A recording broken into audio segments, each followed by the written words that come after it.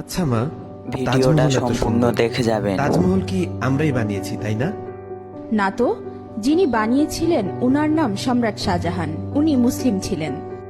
ও আচ্ছা, তাহলে কুতুব মিনার নিশ্চয়ই আমরা বানিয়েছি। না না, উনিও মুসলিম ছিলেন। উনার নাম কুতুবউদ্দিন আইবেক। তাহলে লাল কেল্লা নিশ্চয়ই আমরা বানিয়েছি। না, ওটাও মুসলিম শাসকরা বানিয়েছিলেন। তাহলে পুরাতন কেল্লা আমরা বানিয়েছি।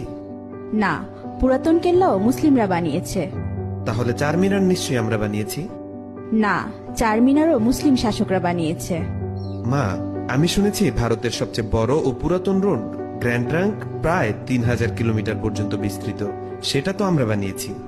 না না, গ্র্যান্ড ট্রাঙ্ক রোড আমরা বানাইনি। গ্র্যান্ড ট্রাঙ্ক রোড এক মুসলিম শাসক বানিয়েছেন। উনার নাম শেরশাহ। আচ্ছা, তাহলে হাজারদুয়ারি প্যাসেজ নিশ্চয়ই আমরা বানিয়েছি। না বেটা, এটাও মুসলিম শাসকরা বানিয়েছে। আচ্ছা, তাহলে মুঘল সাম্রাজ্য আমাদের ছিল, তাই না? না, মুঘল সাম্রাজ্য মুসলিমদের সাম্রাজ্য ছিল। আচ্ছা, জয় হিন্দ এই শব্দটা কি আমরা প্রথম তৈরি করেছিলাম?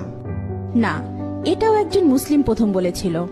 আচ্ছা মা, সারে জাহা সে আচ্ছা হিন্দুস্তা হামারা এই শব্দটি আমরা প্রথম বলেছিলাম, তাই না? না, এটাও একজন মুসলিম কবি লিখেছিলেন। উনার নাম ইকবাল। তাহলে প্রথম স্যাটেলাইট লঞ্চ নিশ্চয়ই আমরাই করেছিলাম। জি না, ভারত অনেকবার স্যাটেলাইট লঞ্চ করেছিল, কিন্তু প্রতিবারই ফেল হয়েছে।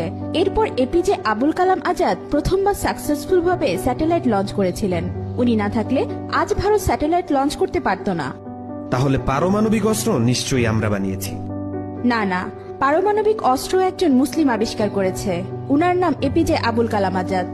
তাহলে মুসলিমরা না থাকলে আমাদের কি হতো মা? মুসলিমরা না থাকলে ভারত এক অন্ধকারাচ্ছন্ন দেশ থাকতো।